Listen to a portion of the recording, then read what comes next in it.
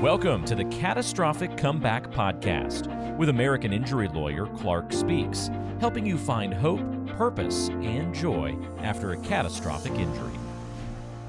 So is it just painting, or are there other art forms that are involved too? It can Is be there anything. It can be paint, it can be clay, it can be found objects in nature, found objects like recycling, trash, so to speak.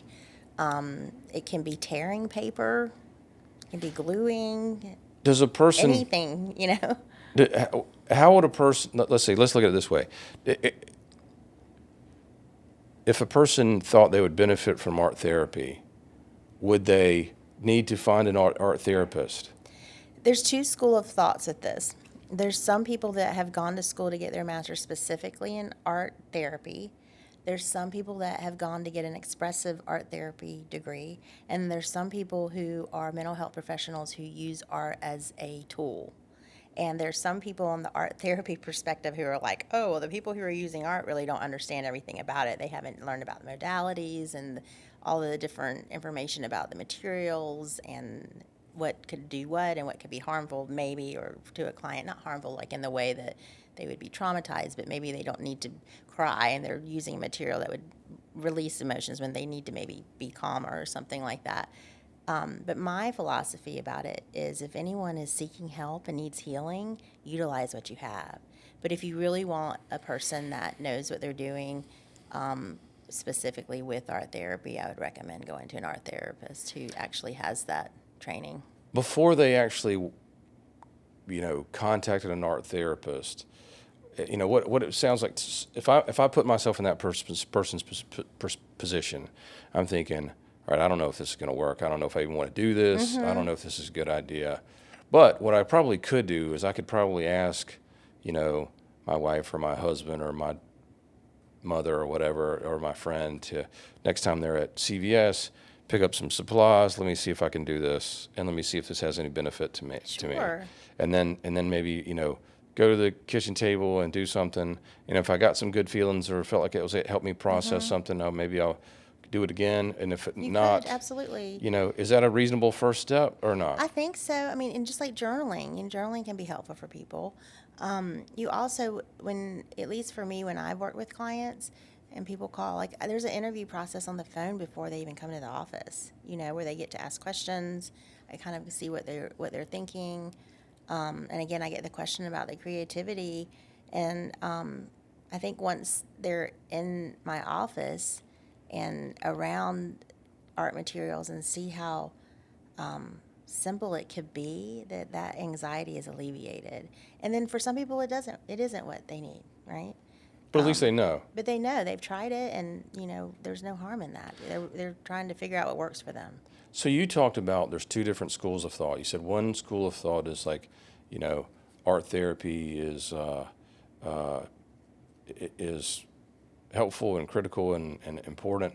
And then there was another school of thought that sort of didn't think it was as valuable as... It's still valuable. It's just people who are utilizing art don't have the background or the training. Okay, now you have... But anyone can. I mean, art is art, right? So, My recollection is that your background, your education, your experiences in both counseling and art therapy. Is that right?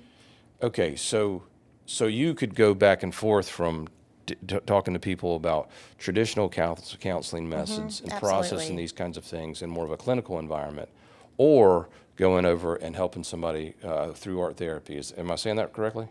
Absolutely. I mean, and sometimes even a client, one time that we'll be working on an art project, the next time we're processing and verbally and we're talking about it. I use a combination of both. Okay, so have each of these things been helpful in different ways, or is some people more responsive to one than the other, or is it you go back and forth and with an individual client? Absolutely, and what works best for them, because there are some clients who they'll be quiet while they're working on something, and then there's other clients who are talking the whole time while they're creating, and there's some clients who are like, I don't even want to create anything today. I just want to talk. Or I want to talk about the thing that I worked on last week. I had these thoughts, these feelings. This is what came up from that. Are there some people that say, hey, I don't want to talk today, I just want to create? So one of the things that comes to my mind when you're describing this is I'm like, okay, I think I know a lot of my personal clients really tend to discount and downplay the mental health injury that is produced by a serious physical injury, and it's like they feel like that's weakness for them to acknowledge that okay, my body is hurt, and they just want to say, no, I'm okay, I can do this, I can do this, I can do this, which I admire, that determination, but I feel like that's not acknowledging a part of this process, which is a mental health injury that has to be addressed. Because, when you've had a traumatic experience, it affects your brain, your limbic system. I'm not saying the word right. And you need to acknowledge that. And trauma can also be kind of stuck in the body. And it does affect your body. And it can affect your health.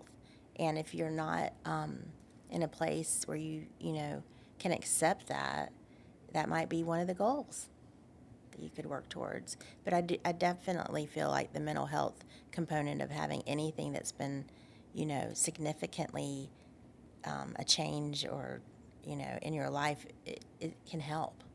We always tell people that and this is after any kind of injury, we say, sit quietly in a room and go over yourself head to toe and try to figure out, what hurts, what's bothering you, and what's your body's telling you in terms of your injuries. Because a lot of times adrenaline will mask something, pain medication will mask something, or, your leg is broken, so that conceals the fact that your elbow is sprained, right? Because you're so focused on this thing that is a bigger deal. So we want people to sort of think about that from top to bottom. And then, but now that you mentioned it, it seems like kind of approach. Sure, yeah, right. So our goal is to help people recover physically, financially, and emotionally. And as we're thinking about this, what I'm thinking is there probably should be a mental health, if somebody gets rear-ended on Market Street and their back hurts, or rear-ended on Independence Boulevard in Charlotte, this is probably not, what we're talking about. But if somebody has a permanent injury that affects their ability to do things and their relationships and those types of things and their ability to provide for their families, then I think that we have to do some type of mental health. Where does this fit in the mental health assessment package? Would a person go to a mental health facility and they would screen and they would recommend art therapy, or are they going to have to find this on their own? They'd have to find it on their own. There's an American Art Therapy Association website that will list art therapists in the area. You can go to Psychology Today and research art therapists and come up with names. The tricky part about it is some insurances will accept it and some don't. Sometimes it's self-pay. Most art therapists that I know across the country are on sliding scales. Sometimes there's group therapy sessions too that can be in the community that are a little more efficient cost-wise, and that's kind of the process you go to. Sometimes another mental health professional might know of an art therapist in the area and then refer out with that in conjunction with a traditional therapist as well. And it depends on where you are, in larger city, there's definitely more resources and places and groups that might have a little bit of a variety of mental health professionals in one office or one group practice or something like that. I can imagine that this would be something that could be done remotely, right? Like, in other words, if you're in a rural area of somewhere in the U.S. or whatever, you could probably access an art therapist for sure, just about anywhere in the world. You can. And some of my colleagues from graduate school, that they do only remote. And that's just, a little bit different of an organization process of making sure that your client gets the list of art supplies. That's really the only difference. And, obviously the technology component of being able to be on Zoom or some kind of, something like that. So just to walk through that process, it might look like, okay, you contact what does the process look like for a person who's find somebody in their town. Maybe they think this would be beneficial, so maybe they Google art therapist near me.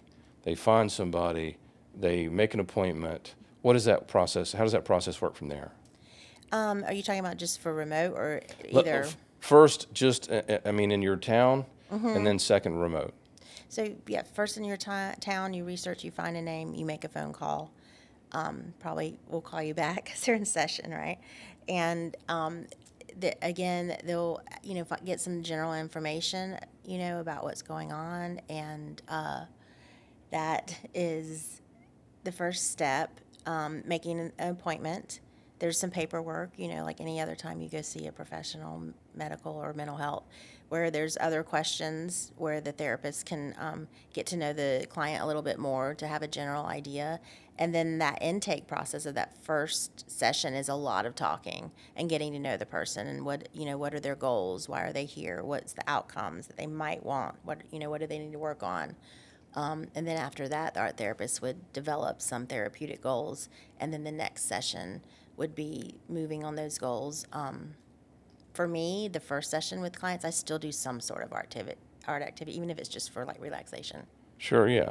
And I imagine they're kind of thinking this is what we're going to do today, Right? They're right? like, oh, I'm here to paint or whatever, Right. And you talk about that too on the phone, like, what do you think art therapy is, so that you can kind of, hopefully guide those if they have any misconceptions. Their expectations can be realistic. And then, like for the remote situation, most therapists will say that they do remote counseling, and same thing. You make the phone call, and depending on the person, the art therapist, they may have a quick Zoom to meet real quick, and then go over guidelines of what to expect, and these are the supplies you might need. These are the times we're going to meet. And sometimes there's like homework where they may have them do something and then show them at the next appointment. That would be via Zoom or something. You mentioned therapeutic goals. Give me an example of some therapeutic goals that might be reasonable under these circumstances. Like, let's say that someone's having ruminating thoughts about, let's say, an accident or a injury, and that's all they're thinking about. So they're having anxiety, they can't sleep, they can't eat, it's really impacting their day-to-day life. A therapeutic goal would be like, okay, within 4 sessions, anxiety will be alleviated from a 10 to a 6, or we can think about it have the client think about it without having this major, emotional response in the body. So that would be a therapeutic goal.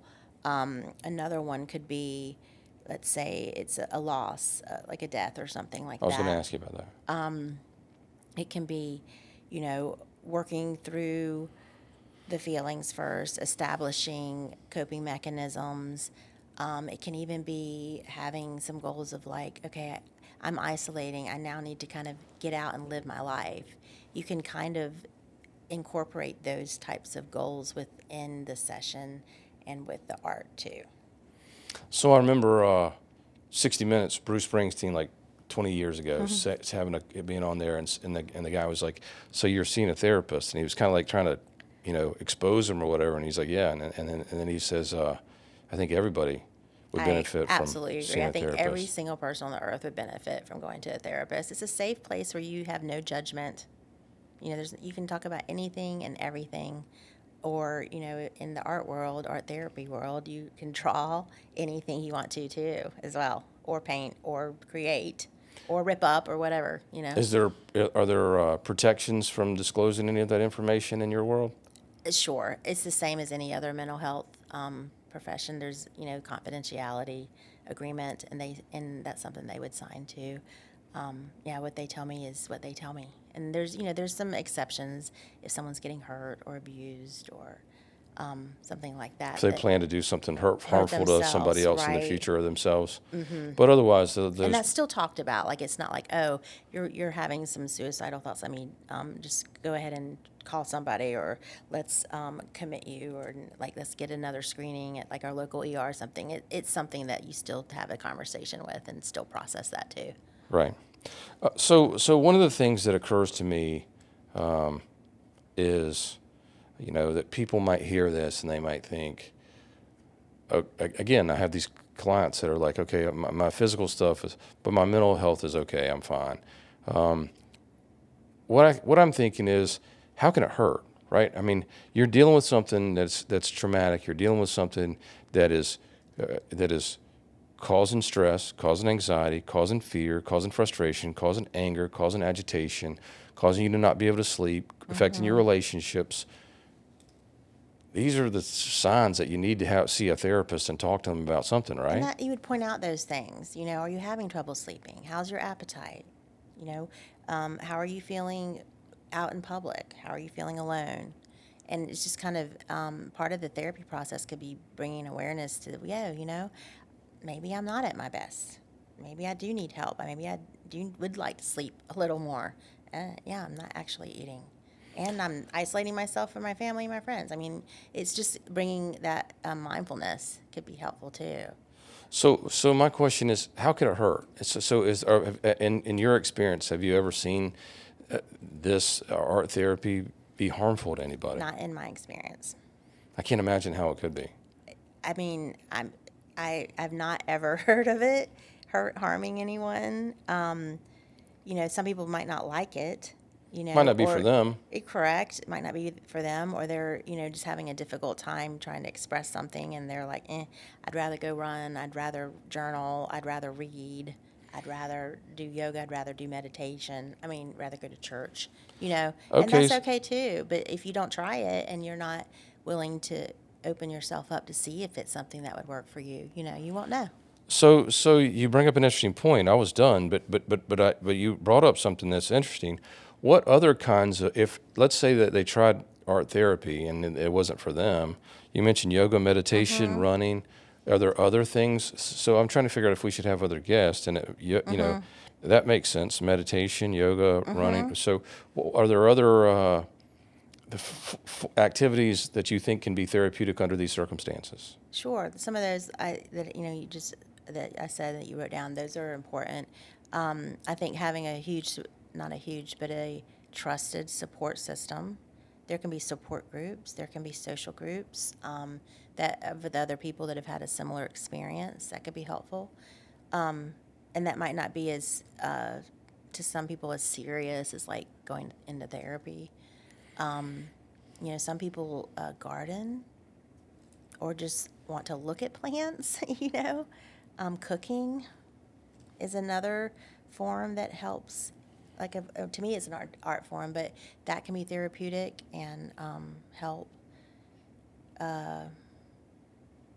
Mention yoga, exercise, being out in nature. I think it's a big one. Finding whatever can ground you.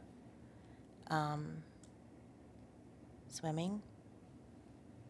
Yeah, any form of exercise. It seems to be like the commonality here is finding something that you'll enjoy doing, that'll take your mind off of the negative components of what you're dealing with and give you some space to process and to space to process, space to express it, space to release it, space to maybe be grateful for what you do have. Absolutely. All those things can help. Okay. Well, CJ, thank you so much for being here. I really appreciate pleasure. it. And I think that this is going to help a lot of people. So thank you. My pleasure. Thanks so much for having me.